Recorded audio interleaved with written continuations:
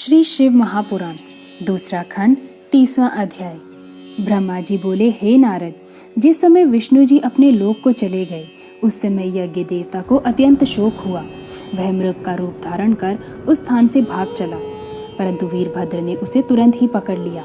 तदुपरांत उन्होंने उसके मस्तक को धड़ से काटकर यज्ञ कुंड में डाल दिया। फिर वे अत्यंत क्रुद्ध हो बारंबार गरजते हुए यज्ञ मंडप के समीप पहुंचे। भैरव, शेमपाल तथा काली आदि ने यज्ञ स्थल पर उपस्थित सभी लोगों को इस प्रकार पकड़ा मानो वे कोई चोर हों। कोई शिवगण देवताओं को पकड़ता, कोई मुनियों को बांधता था, कोई विष्णु के घंटे तोड़ता था और कोई यज्ञ कुंड को ठंडा करने के लिए उसमें जल डाल रहा था। सभी शिवगण अपने शत्रुओं के साथ घोर युद्ध कर रहे थे और यज्ञ मंडप को गिराने में संलग्न थे। उन्होंने अपने मुदगरों की चोट से अनेकों के हाथ पांव को कुचल दिया और यज्ञ पात्रों को तोड़कर नदी में फेंक दिया। किसी ने देवताओं के शरीर को काटा, किसी ने ऋषि मुनियों को दुख दिया, किसी ने यज्ञ कुंड को खोद डाला और किसी ने सभा स्थल, अंतःपुर तथा विहार स्थल को जड़ से खोदकर नष्ट कर दिया। हे नारद, इसके उपरांत वीरभद्र ने दक्ष को पकड़ लिया, नंदी ने सूर्य देवता को बंदी बनाया, मणिमान ने भृगु ऋषि को पकड़ा और चंडी ने पुषा को बांध लिया। इसी प्रकार अन्य देवताओं को भी उन्होंने बंदी बना लिया। जो देवता कहीं जाकर छिप गए थे उन सबको भी वे ढूंढकर ले आए। मणिमान ने अत्यंत क्रोध में भरकर भृगु मुनि की मूछें उखाड़ ली और उन्हें नगर में घुमाकर सब लोगों को भयभीत कर दिया।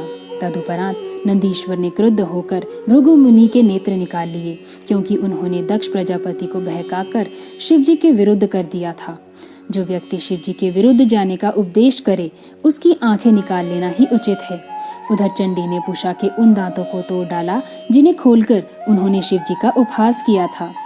हे नारद, इसके पश्चात वीरभद्र ने अत्यंत क्रोध में भरकर दक्ष प्रजापति को पृथ्वी पर पटक दिया और उसकी छाती पर पांव रखकर उसका सिर काट डालने की इच्छा की, परंतु उनके हथियारों का प्रयोग करने पर भी वे ना तो दक्ष का मस्तक ही काट सके और ना ही उसे कोई कष्ट ही पहुंचा सके। यह दशा देखकर वीरभद्र ने शिवजी का ध्यान किया और उस ध्यानावस्था में उनकी आज्ञा प्राप्त की कि दक्ष के सिर को जोर से मरोड़कर तोड़ डाले। वीरभद्र ने ऐसा ही आचरण किया। तदुपरांत उस कटे हुए मस्तक को यज्ञ कुंड में डालकर जला दिया। फिर अत्यंत क्रोध करके उसके शरीर को काटा और कटे हुए शरीर के हिस्सों को कश्यप तथा धर्मराज के हाथों में रख दिया। फिर उन्होंने दृष्टनेमि को बहुत दुख दिया और अंगिरा ऋषि को मारा। फिर जिस प्रकार उन्होंने शांतनु को मारा था उसी प्रकार अन्य ऋषि मुनियों को भी मार डाला। फिर कश्यप की पत्नी की नाक को उन्होंने अपने नखों से काट डाला, जिसके कारण देवताओं की माता अदिति उस अंग को ही खो बैठी। इस प्रकार जिसके लिए जैसा उचित था उसे वैसा दंड दिया। हे नारद, भगवान सदाशिव ने अपना तिरस्कार करने वाले लोगों को इस प्रकार यथोचित फल देकर अपनी महत्ता को प्रतिष्ठापित किया। शिवजी के बिना जो देवता यज्ञ में अपना भाग लेना चाहते थे वे सब या तो मारे गए या घायल हुए। इस प्रकार दक्ष का यज्ञ संपूर्ण रूप से नष्ट हो गया। हे पुत्र, शिवजी से शत्रुता रखने वाले को इसी प्रकार का दुख भोगना पड़ता है। सहस्त्र उपाय करने पर भी जब तक शिवजी का पूजन नहीं किया जाता तब तक किसी को मुक्ति प्राप्त नहीं होती। शिवजी सबसे बड़े और सबके स्वामी हैं। उनकी महिमा ऐसी अपार है कि आज तक उसे कोई नहीं जान सका। जो लोग प्रेम पूर्वक शिवजी की सेवा एवं पूजा करते हैं उन्हें किसी प्रकार का दुख नहीं उठाना पड़ता, क्योंकि सदाशिव सदैव उनकी सहायता करते रहते हैं। शिवजी अपने भक्तों के उस पाप को भी नष्ट कर देते हैं जो पिछले पाप कर्मों के कारण प्राप्त होता है।